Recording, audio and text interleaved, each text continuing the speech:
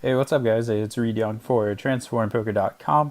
Today we're going to be checking out a hand where we're raising pocket queens pre-flop, and we get into a bit of a sticky situation post-flop.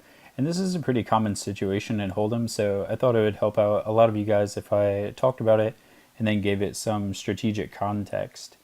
So the read on the player is that he's fairly loose passive so far.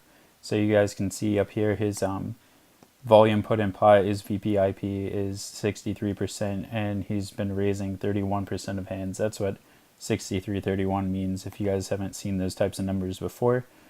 But it's kind of like a standardized way to communicate how loosely and aggressively pre-flop a player is playing his hands.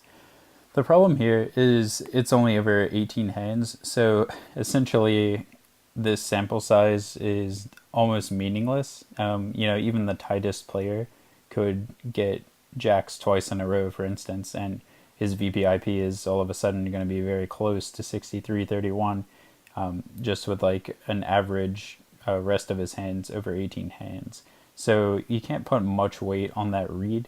And so I think because of that, I'm going to talk about this hand in the context of kind of what happens against a player against whom you have no information. And that's actually like a really important idea to get down in poker is what happens when you don't have any other information to go on just besides the bet size, the cards that can come out your hand, the cards on the board, and your opponent's most likely hands if he's playing fairly rationally.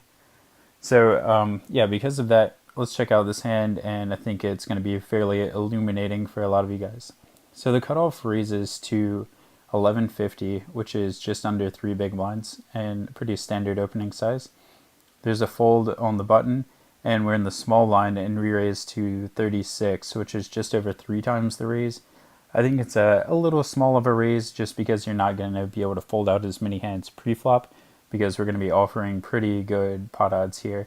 He's going to be able to put in 24 more dollars for a chance to win, or like 53.50. So he's getting almost 2-1 immediately, and it's pretty tough to say against any reasonably wide re-raising range that most hands in Hold'em don't have at least 33% equity, which is 2-1.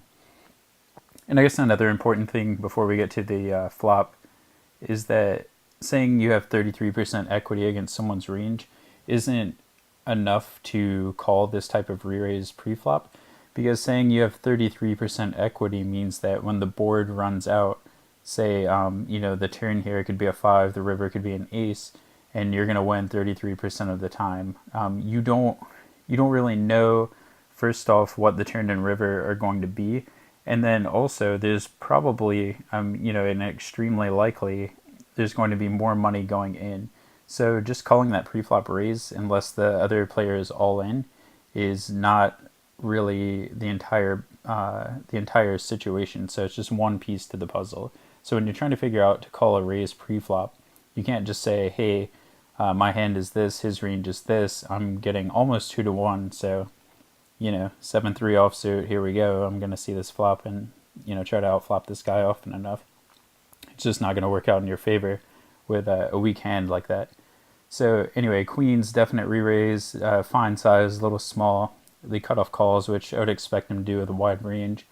We bet 46, and the cutoff raises to 156, which is a pretty sizable raise here. Just over 3 times the big one.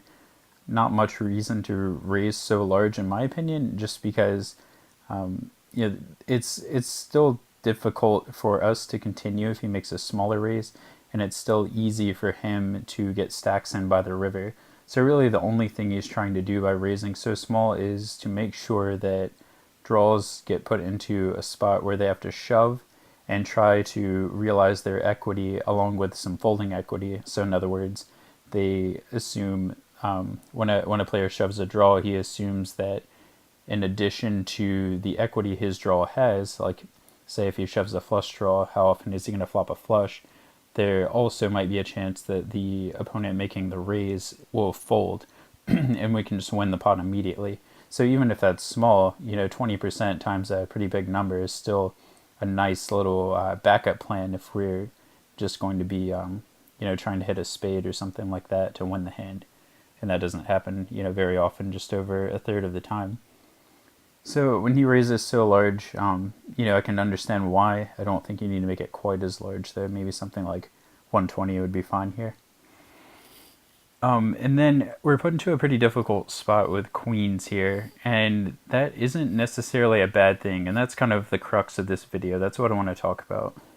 Betting, and then either calling the flop or even folding the flop without reads could be fine, because our range is much more stronger than our opponent's range on this board on average.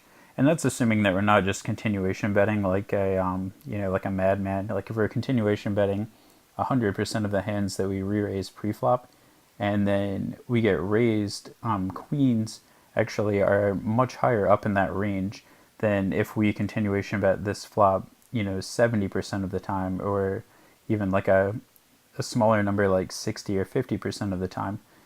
Queens actually do a lot worse. So you need to think about where queens are in the context of your betting range, and then if it's high enough, you need to be continuing, and if it's low enough, which it probably should be, because when you get raised here, you're going to be facing a mix of hands like a king, or like king jack, or a king queen, maybe ace king some of the time, pocket tens, pocket sixes, and good flush draws.